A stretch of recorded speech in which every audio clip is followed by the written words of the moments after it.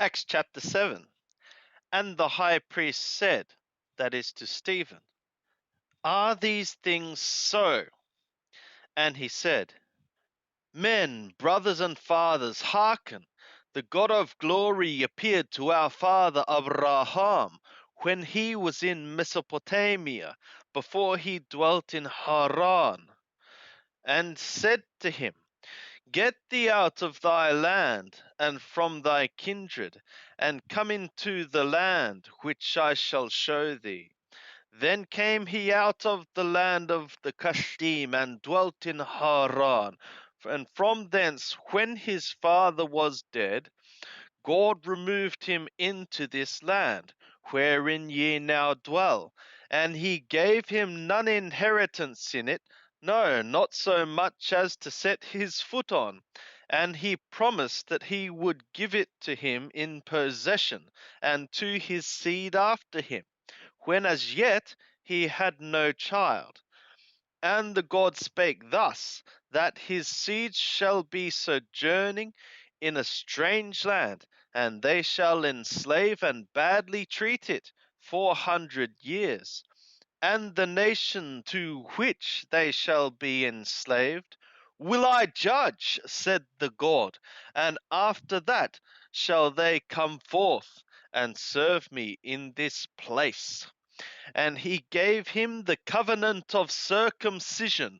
And so Abraham begat Yishak, and circumcised him the 8th day. And Yishak begat Jacob, and Jacob the 12 patriarchs. And the patriarchs, moved with jealousy against Joseph, sold him into Mithraim, Egypt. And the God was with him, and delivered him out of all his affliction, and gave him favor and wisdom before Paro, king of Mithraim. And he made him governor over Mithraim and all his house. Now there came a famine over all Mithraim and Canaan, and great affliction, and our fathers found no sustenance. But when Jacob heard that there was grain in Mithraim, he sent forth our fathers the first time. And at the second time, Joseph was made known to his brothers, and Joseph's race became manifest to Paro. And Joseph sent and called to him Jacob his father, and all his kindred, 75 souls.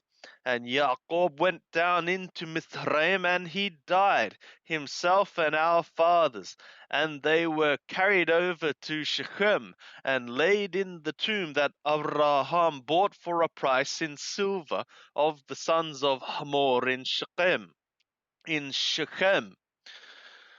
But at the same but at the time of But as the time of the promise drew near, which the God affirmed to Abraham, the people grew and multiplied in Mithraim, till there arose another king over Mithraim, who knew not Joseph.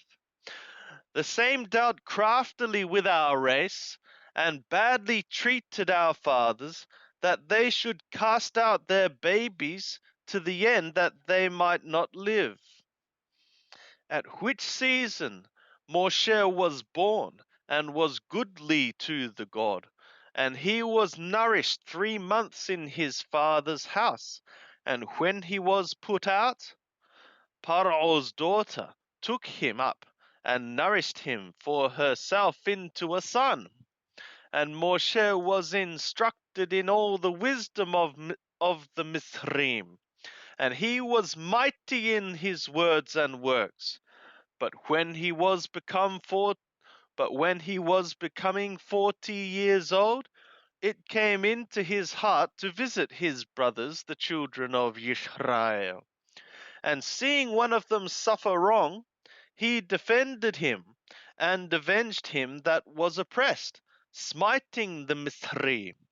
And he supposed that his brothers understood that the God by his hand was giving them deliverance, but they understood not. And the day following he appeared to them as they strove, and would have set them at one again, saying, Men, ye are brothers. Why do ye wrong one to another? But he that did his neighbor wrong thrust him away, saying, Who made thee a judge and a ruler over us? Wouldst thou kill me, as thou killedst the Mithri yesterday? And Moshe fled at this saying, and became a sojourner in the land of Midian, where he begat 2 sons. And when 40 years were fulfilled, a messenger appeared to him in the wilderness of Mount Sinai, in a flame of fire in a bush. And when Moshe saw it, he wondered at the sight. And as he drew near to behold, there came a voice of Lord Yahweh. I am the God of thy fathers, the God of Abraham and of Yitzhak and of Jacob. And Moshe trembled and durst not behold. And the Lord Yahweh said to him, Loose the shoes from thy feet, for the place whereon thou standest is holy ground. I have surely seen the affliction of my people, that is in Mithraim, and have heard their groaning, and I am come down to deliver them. And now come, I will send thee into Mithraim. This Moshe whom they refused, saying, Who made thee a ruler and a judge? Him hath the God sent to be both a ruler and a deliverer with the hand of the messenger that appeared to him in the bush. This man led them forth, having wrought wonders and signs in Mithraim, and in the Red Sea, and in the wilderness 40 years. This is that Moshe who said to the children of Israel, A prophet shall the God raise up to you from among your brothers like me. This is he that was in the assembly in the wilderness, with the messenger that spake to him in the Mount Sinai, and with our fathers, who received living oracles to give to us, to whom our fathers would not be obedient, but thrust him from them, and turned back in their hearts to Mithraim, saying to Aharon, Make us gods that shall go before us. For as for this Moshe, who led us forth out of the land of Mithraim, we know not what is become of him. And they made a calf in those days, and brought a sacrifice to the idol, and rejoiced in the works of their hands. But the God turned and gave them up to serve the host of the sky, as it is written in the book of the prophets. Did ye offer to me slain beasts and sacrifices 40 years in the wilderness, O house of Israel?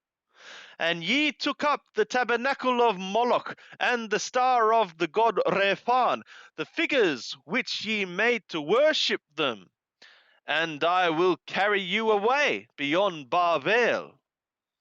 Our fathers had the tabernacle of the testimony in the wilderness, even as he appointed, who spoke to Moshe that he should make it according to the figure that he had seen, which also our fathers in their turn brought in with Yeshua, that is Joshua, when they entered on the possession of the nations,